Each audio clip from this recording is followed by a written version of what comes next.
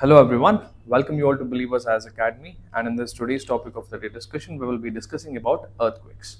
So why are we discussing about this earthquake is because this is one of the geographical phenomena which we time and again experience, and also it is that news which time and again pops up in the newspaper and becomes absolutely important to be studied as an important concept under geography, especially the physical geography. And the reason why we are also studying this is because of the recent earthquake which struck Nepal. And of course, it was not a big or a very destructive earthquake. It was just having a magnitude scale reading of just 4.8. But also, many other earthquakes also have happened very recently in Assam as well, and even few parts of Myanmar.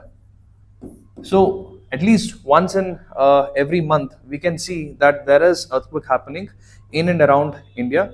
And in this today's particular video, we will not only understand what earthquake as a topic is, but also we will try and understand why these earthquakes are pretty much happening more in these areas, especially the Nepal region, Assam region, Myanmar, and also a few parts of Andaman Nicobar, right? So this is the agenda of this particular video, to understand earthquakes and various reasons behind earthquake, and also what are the seismically active zones in the world, in the country, right? So this is all about today's video. So let's begin.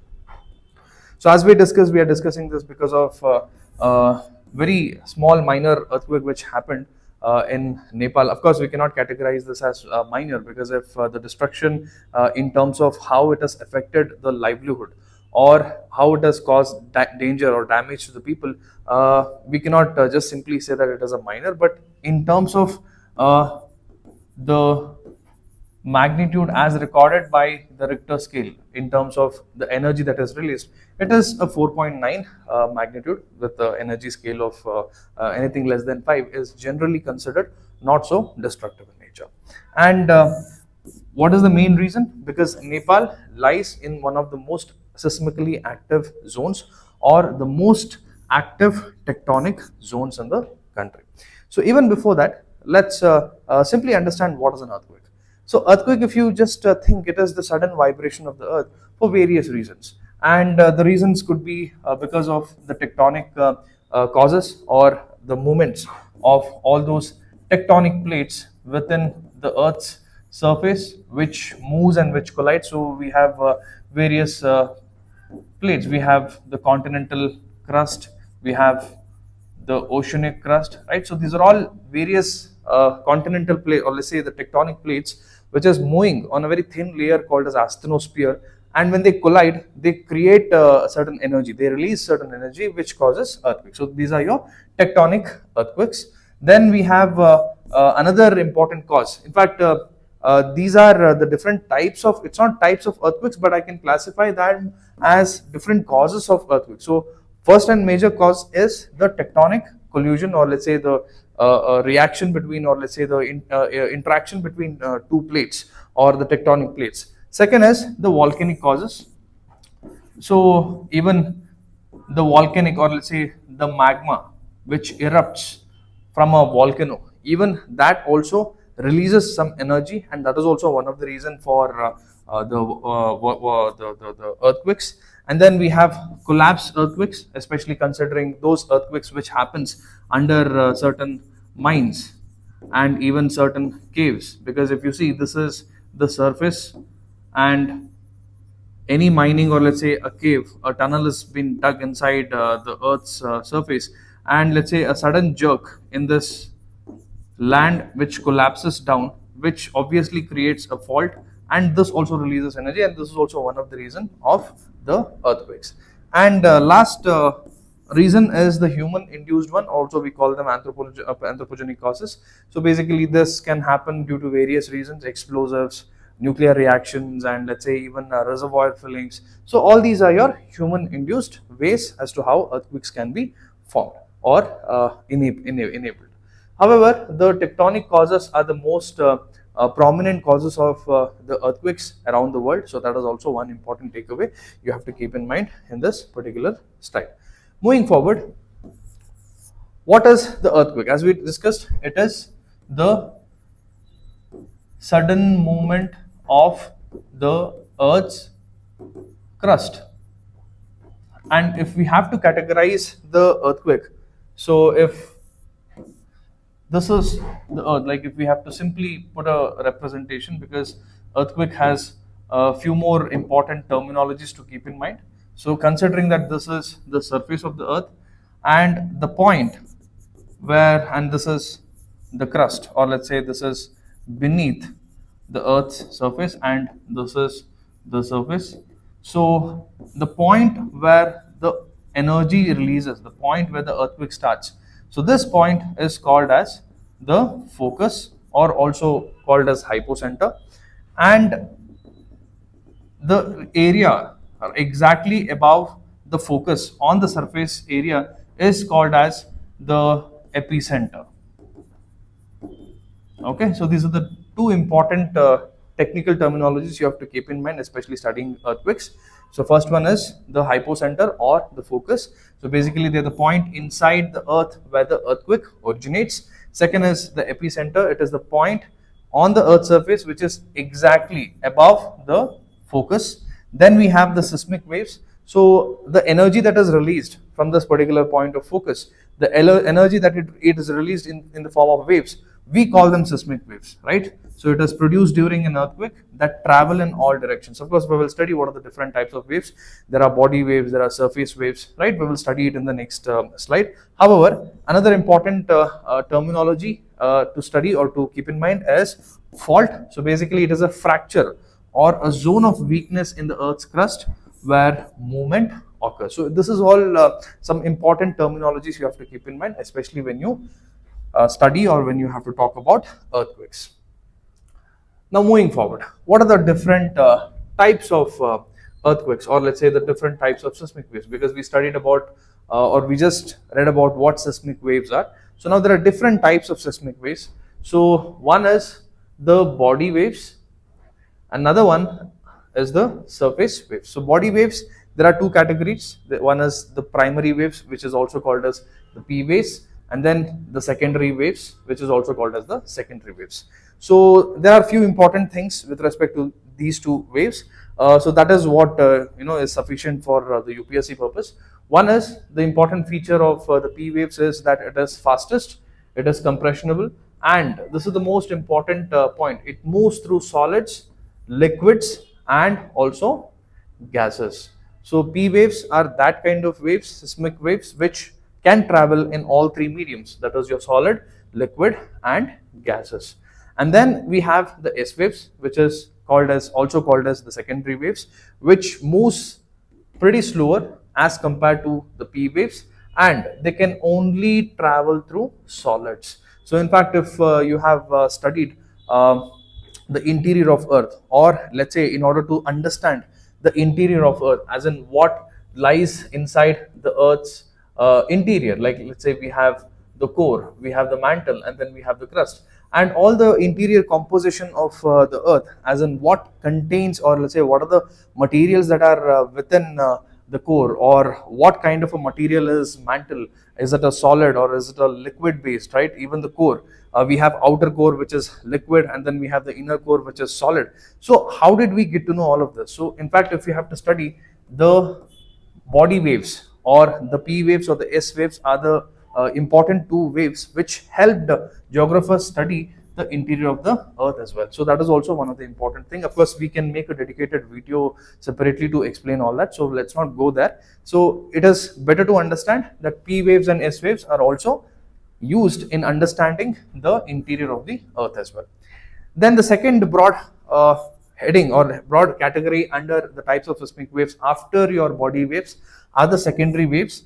So these are those waves which travel along the earth's surface as composed, or let's say as opposed to the body waves which travel from within the surface. For example, if this is the focus, the energy, or let's say the waves that travel from this focus, we call it as the body waves. And once after it reaches the surface, the waves that further travels on the surface of the Earth's crust is called as the surface waves. Of course, they are very slow as compared to your the P waves, but they are classified or considered to be the most destructive, and they are responsible for major shaking and damage of the Earth's surface. So, if there is a question, in fact, UPSC already has asked this question, as in which of the given waves are the most destructive? Is it the body waves or the surface waves? So the answer is surface waves, right? So I hope this is clear. Now moving on to the next topic, which is the Earth's earthquake-prone zones. So we have three broadly categorized belts. One is the Pacific belt, which is also called as the Rings of Fire. So it is the region which is covering the Western North American and even the South American region, and also the eastern part of your Asia. So this is your Rings of Fire, which is very prone for earthquakes. And also we have the Afro-Asian belt, which is somewhere around the African, which especially the Eastern African and the central, pretty much like the central, or let's say part of your Indian Ocean. And then in the Mediterranean region, and also a little bit of Europe, we have the Eurasian belt. So these are the three important belts around the world which is highly seismically active. And next is the seismically active zones in terms of India.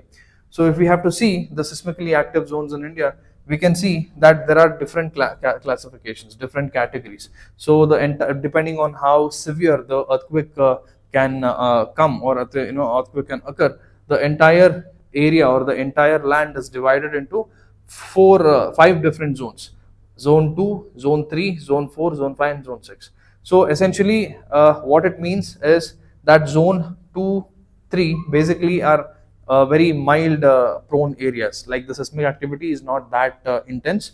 On the other hand, zone 4 is slightly severe, and zone 5 and zone 6 are highly prone, highly vulnerable for the earthquake activities. And if you see the region, especially the Himalayas and the northeast region, and even the Andaman Nicobar Islands, and also the Kutch region of the Gujarat, so they are most seismically active. And also if you see all those earthquakes which happens, or let's say even for that matter, be it Nepal, be it Assam, be it Arunachal Pradesh, or even anything related to your northeastern countries, even for that matter your Myanmar and Bhutan. So the major reason why we see all these earthquakes happening so frequently is because it is categorized under zone 5 or zone 6 of the seismography. So hence we can conclude that due to the location of these states, or let's say these places in these seismically active zones, we can conclude that the earthquakes, the number, the intensity is more. So now the simple question, now why are these borders, these edges are the most prone? Because even if you see all these edges here, even be it your Western North America or the Western South America, even you have this Eastern Africa, right, and all these Eastern Asian countries.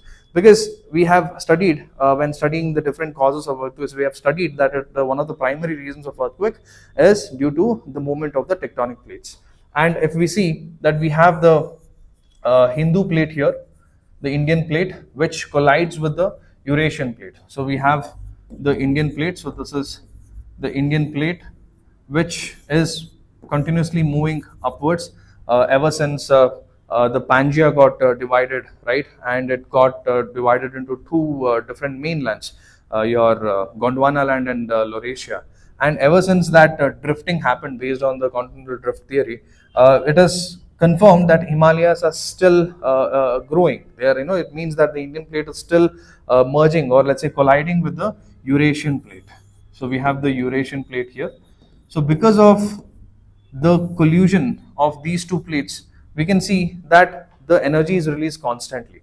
And why do these two plates collide? Because this is the edge, or let's say this is the edge of the two important plates. One is the Indian plate and the Eurasian plate. So we have studied various movements of the Earth. Like for example, we have the continental, CC, the plates, the tectonic plates. For example, your the continental crust and even the continental crust, because both are not so dense, they collide, and what happens? They merge, they converge, right? They create an uplift.